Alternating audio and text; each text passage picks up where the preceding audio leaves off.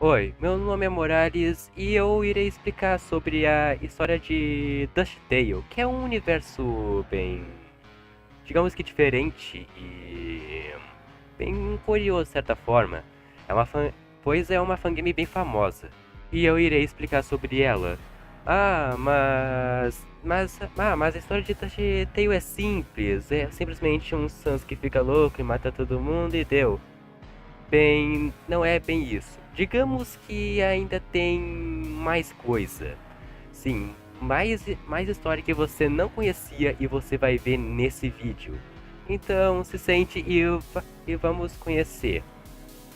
Este universo alternativo, DuckTale, começou a se popularizar por causa de uma comic que é até bem famosa, você já deve até conhecer, que é dos Sans matando papyrus, criando uma cena muito triste e dolorosa. E essa comic foi originalizada na DeviantArt pela Jezuka. Eu vou deixar a comic na descrição do vídeo se você quiser ver, e vou botar a dublada, mas enfim. E com isso, essa comic virou uma fangame, e essa fangame é que eu irei explicar aqui nesse vídeo. Bom, quando você recém abre o jogo, você dá de cara com o Sans sendo derrotado por nós, e como no Undertale original ele diz, não diga que eu não avisei, e vai pro Grilby, que é o diálogo que ele sempre faz quando morre. Bem, ele não vai pro Grilby já que ele morreu, né? É, triste. Após isso, a fangame explica o que aconteceu desde então. Ele fala que 327 rotas genocidas já tinham se passado. Exatamente, foi o que você ouviu. 327 rotas genocidas. E que Kara ficava mais forte a cada reset. E ela ficou tão forte que agora ela consegue controlar o corpo da Frisk. E com isso, ela iniciou um ciclo interminável de rotas genocidas. Mas depois de tantos resets na mesma rota, Sans conseguiu se lembrar de tudo, da dor e do sofrimento que ele passou. E ele tomou uma decisão para parar o humano de uma vez por todas. A gameplay começa e de cara já deu para ver uma diferença. Frisk não estava mais com seu rosto normal, ele estava com um sorriso que nem o da Kara, comprovando que Kara realmente consegue controlar o corpo da Frisk. Depois, geralmente, chega a parte onde você fala com a Flowey, mas ela virou poeira. Com isso, Kara pergunta onde está a mãe, e a Toriel chega pisando na poeira de Flowey sem ela ver, e ela começa a se apresentar. Mas com isso, ela muda de assunto de repente, conversando consigo mesma, dizendo que estava deixando alguém entrar, e que esperava ele encontrar o que procura. E ela também acaba mencionando que ele era terrivelmente familiar. E distraída, ela se esquece de apresentar o seu nome e fala o mesmo diálogo de sempre, mas quando ela pediu para a gente seguir ela, o telefone toca e ela diz pra gente esperar um segundo para ela atender. E quando ela atendeu, ela ficou surpresa de como a pessoa do outro lado da linha tinha o número dela, e ela avisa que ela tinha que ir na casa dela imediatamente. Com isso, Toriel desliga o telefone e nos diz que ela tinha que nos deixar e vai embora. E depois, Kara pergunta o que estava acontecendo. A gente segue em frente e entramos nas ruínas. E a gente começa a matar os monstros de lá, mas quando a gente os encontra, eles parecem assustados, tristes e alguns até estavam querendo vingança por alguma coisa que aconteceu. Aí chega uma hora que os monstros acabam, mas eles acabam rápido demais, pois seu LV ainda estava no 2 e pelo caminho você encontra mais poeira dos monstros. Próximo da casa da Toriel, você vai atrás da Toy Knife e você percebe que ela não está lá e vai para o porão da casa da Toriel e no fim encontra os Sans e a Toriel conversando. Toriel pergunta para o Sam sobre o tal assassino e pergunta qual era o próximo passo para todo mundo se proteger. E Sans fica calado sem dizer nada e Toriel estranha porque ele estava tão nervoso, convidou para comer uma torta lá em cima e de repente Sans mata Toriel, mas antes que ela vire poeira, ela descobre que era o Sans que contava piadas através da porta e que diz que o assassino, na verdade, era ele. Com isso, Sans continua calado, bota o capuz e vai embora. E depois Kara reclama que Sans estava roubando nosso XP e a gente segue ele. Depois de tudo isso que aconteceu, nós chegamos no ponto de vigia do Sans e encontramos o abajur que era parecido com a gente quebrado. Papyrus chega e chama o Sans porque não sabia onde ele estava. Ele nos vê e fala que a gente parece novo por aqui e Papyrus, não sabendo que você é humano, pergunta que tipo de monstro é você. E Kara nos obriga a ficar calado e observar aquele absurdo. Papyrus, não tendo a sua resposta, pede licença e foi procurar seu irmão. Seguindo em frente, você viu Sans entrando em um beco, indo em direção para aquela porta que a gente não consegue abrir, com certeza para matar o monstro secreto. E nós o encurralamos e entramos em uma luta. E ele estava dizendo que não estava pronto e não tinha o suficiente ainda. Sans de repente começa a atacar e uma luta começa. Só que Sans estava usando ataques totalmente novos, pois agora ele consegue criar fogo e cegar a sua visão. E vale lembrar que a aparência dele também estava diferente. O olho mágico dele ainda estava azul, mas a parte amarela, que significava justiça, foi substituída por vermelho, e deve ser por causa que ele estava ganhando love e da poeira dos monstros que ele matou.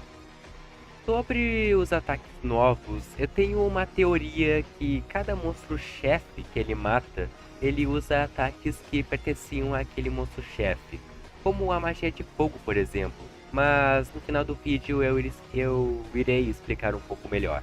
Depois que você acerta um ataque nele, Sans fica chocado por você ter batido nele e ele não ter morrido no primeiro hit.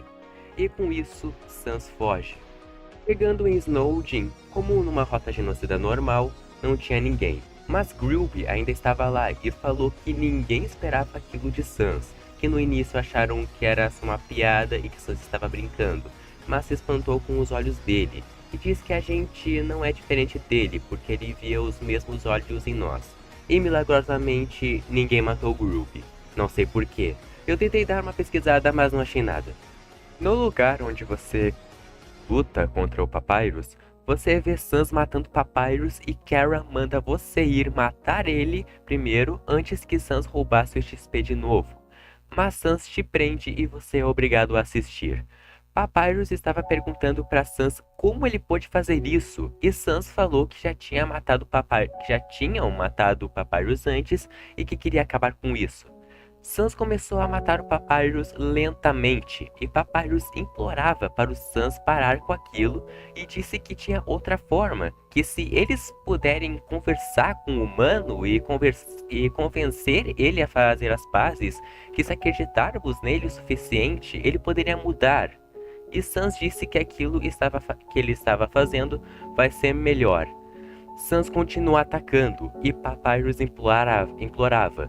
Mas Papyrus finalmente entendeu Sans e se aquilo realmente deixava Sans feliz, então ele estava pronto para morrer por ele.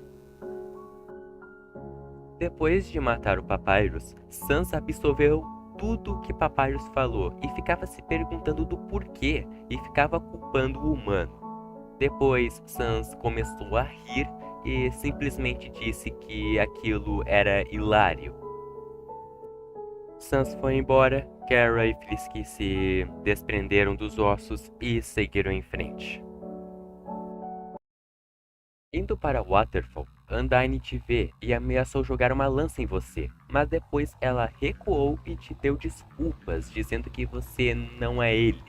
Ou seja, a ameaça não é mais você, mas sim Sans. E seguindo em frente, você se depara com um monstro machucado e o mata fazendo o seu LB ficar no 3.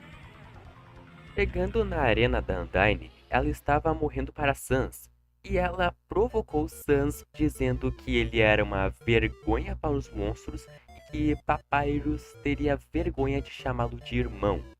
E Sans, furioso, mandou Undyne calar a boca e morrer logo, mas Undyne se recusava a morrer. E Kara diz para a gente que eles estavam distraídos e que era a nossa chance de matar Undyne. E é o que a gente fez. O nosso LV vai direto para o 7 por causa da determinação da Undyne. Sans fica espantado por não conseguir matar ela primeiro e conversa sozinho, conversando com o Phantom Papyrus. E depois ele se acalmou e seguiu em frente. Indo para o laboratório da Alphys, você vê o laboratório todo destruído e na parede tinha uma pergunta que falava onde estava a Alphys e o elevador do verdadeiro laboratório estava fechado, mas poderíamos encontrar a chave. E a gente consegue a chave atrás de um poste do Metaton e fomos para o verdadeiro laboratório. Encontramos Alphys e ela estava nervosa, entrando em pânico, porque esqueceu a chave lá em cima, até que ela teve uma ideia para impedir Sans, que é usar o Detextrator para absorver a determinação do Sans e provavelmente matar ele depois. E com isso, Sans estava na frente da máquina e Alphys, com toda a sua confiança, ligou a máquina, mas a máquina não conseguiu funcionar e Alphys é morta pelo Sans. E Sans vira para a gente agradecendo por ter deixado ele entrar e vai embora. Chegou a vez no Metaton e ele estava esperando para confrontar o Sans. E quando nos vê, ele se espanta por não termos evacuado junto com os monstros e depois percebe que você é humano. Reclamou a hora para você aparecer e mandou você correr o máximo que der. Mas a gente dá um passo para frente e Metaton percebe o que você quer fazer. E ele não esperava por isso e tinha que cuidar de você primeiro. E uma luta contra o Metaton New se inicia. Mas ao invés de matá-lo no primeiro ataque, ele consegue resistir, por você ainda ter muito pouco love. A batalha continua seguindo, mas de repente, um Gaster Blaster aparece e mata Metaton. Sans aparece do lado e diz que matou antes de você e vai embora. Finalmente chegou a hora de lutar contra o Dust Sans. Dust diz que era bom estar de volta, mas agora era diferente, porque ele estava muito mais determinado que você. E se ele te matar, ele vai conseguir o botão de reset para ele, e que a gente nunca irá voltar para aquele mundo. E Dust diz a sua famosa frase que é: vamos ter um tempo louco. E a luta começa. Durante a luta, Dust começa a falar que agora ele era mais forte que você e você podia bater nele o quanto quiser. E que ele achava que não precisaria mais dar uma Undyne, porque ele estava com certeza de que ele ia vencer. No adiantamento da luta, Sans fala o que aconteceu com o Asgore. E ele diz que tinha tentado levar a vida das almas humanas, porque achou que elas seriam úteis. Mas Asgore tentou impedir e morreu as protegendo. Agora, como eu falei na primeira luta contra o Sans, ele estava com poderes completamente diferentes. E agora ele estava com mais ainda. Como agora ele consegue criar tridentes, que era do Asgore, deixar a sua alma amarela e também roxa, comprovando que na minha teoria que cada monstro-chefe ele matava, ele consegue usar a magia que pertencia àquele monstro-chefe. Durante a luta, tem uma hora que o olho mágico dele sai uma fumaça, e essa fumaça é roxa, porque os olhos dele estavam azul e vermelho, e misturando essas cores, a cor fica roxa. Mas nas falas e ações do Dust, dava para ver que ele estava subestimando muito o humano, por ter a confiança que ele iria ganhar. As pistas disso é que no início da luta ele deixa você o atacar primeiro, ele não desvia mais, em um momento ele diz que a gente parecia muito cansado e que poderíamos fazer uma pausa, e nesse momento a gente ataca ele mais uma vez. E ele diz que agora era o turno do Papyrus. O fantasma de Papyrus aparece e nos ataca.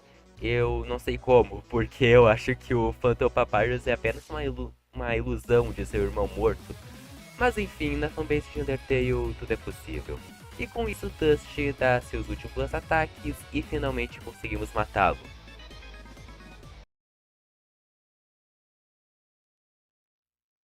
Dusty, naquele momento, ele simplesmente deu gargalhada e nos deu parabéns por ter o matado e que ele tinha nos subestimado completamente.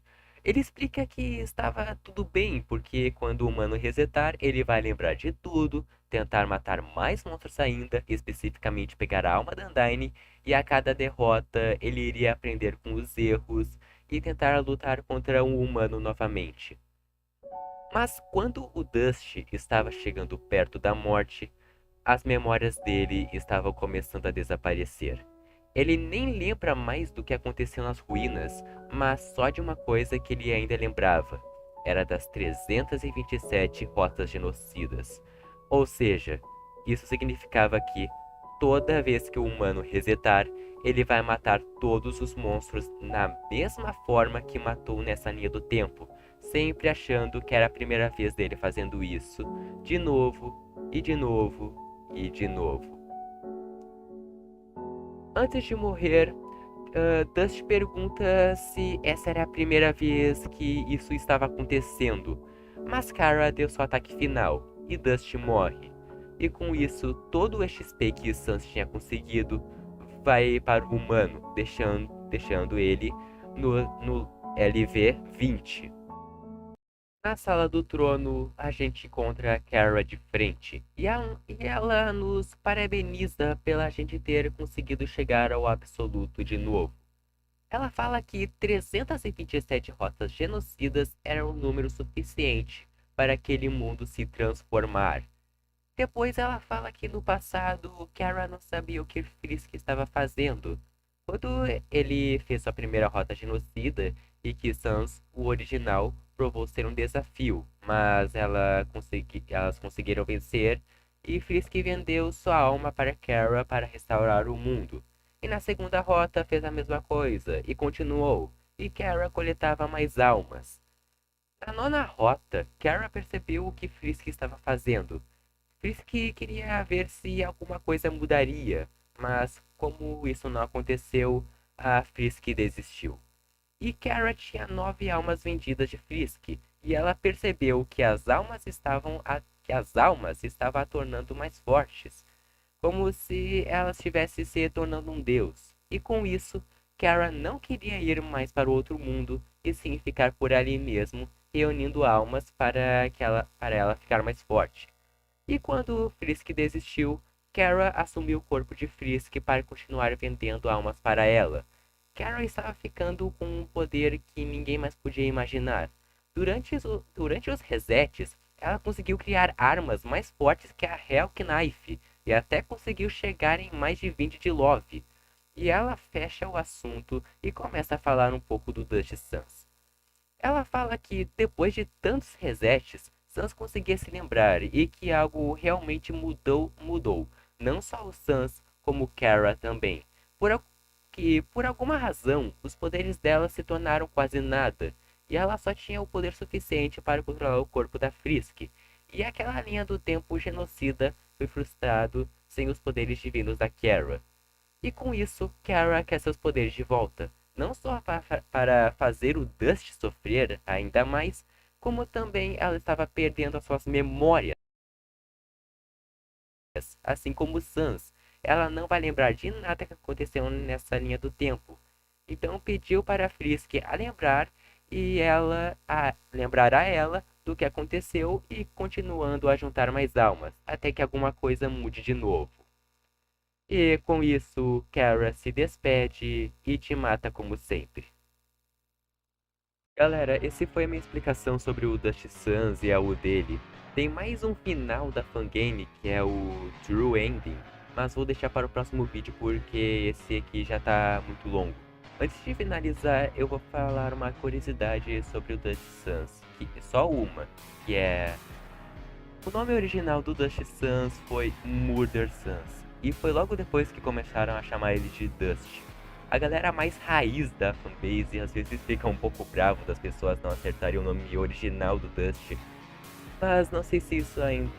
mas eu não sei se isso ainda acontece. Então é isso, falou!